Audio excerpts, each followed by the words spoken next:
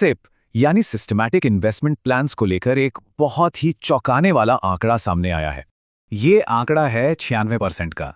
ये वो दर है जिससे आजकल नए एसआईपी खाते बंद किए जा रहे हैं। मतलब हर 100 नए एसआईपी जो शुरू हो रहे हैं उनमें से 96 बंद भी हो रहे हैं। तो सवाल ये है कि इतने सारे निवेशक अपना पैसा निकाल क्यों रहे हैं? इसका जवाब हमें तब मिलता है जब हम अलग अलग मार्केट साइकिल्स में निवेशकों के बढ़ताव को देखते हैं। देखिए, FY24 के बुल मार्केट में ये दर 52% थी और आज मुश्किल बाजार में ये 96% है। ये डेटा एक बहुत ही सीधी लेकिन दमदार चीज की तरफ इशारा करता है, हमारी अपनी साइकोलॉजी। लेकिन वॉरेन बफे जैसे दिग्गज निवेशक कहते हैं कि घबराने का ये बिल्कुल ही गलत समय है। तो घबराने के बजाय मार्केट में टिके रहने का सबसे बड़ा फायदा मिलता है कंपाउंडिंग से।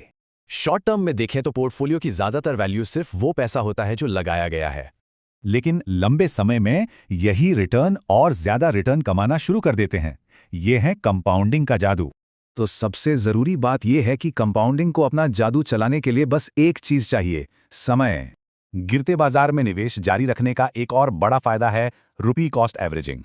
चलिए इसे दो निवेशकों की कहानी से समझते हैं जो एक ही जैसे मार्केट का सामना कर रहे हैं। दोनों ने एक साथ शुरुआत की और 2 साल बाद दोनों को लगभग 1.5% का मामूली नुकसान हुआ। फिर मार्केट और गिरता है।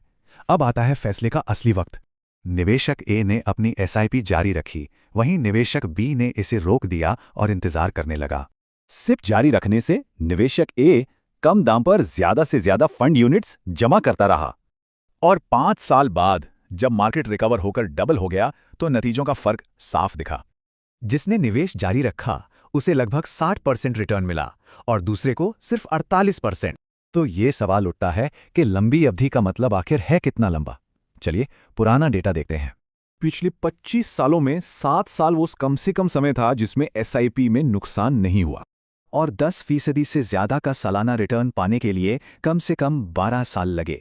तो टेक अवेज बिल्कुल साफ हैं। घबराना एक मनोवैज्ञानिक चाल है, कंपाउंडिंग को लंबा समय चाहिए और गिरावट एक मौका हो सकती है। तो असली सवाल मार्केट टाइमिंग का नहीं बल्कि मार्केट में टाइम बिताने का है। क्या निवेश का नजरिया काफी लंबा है?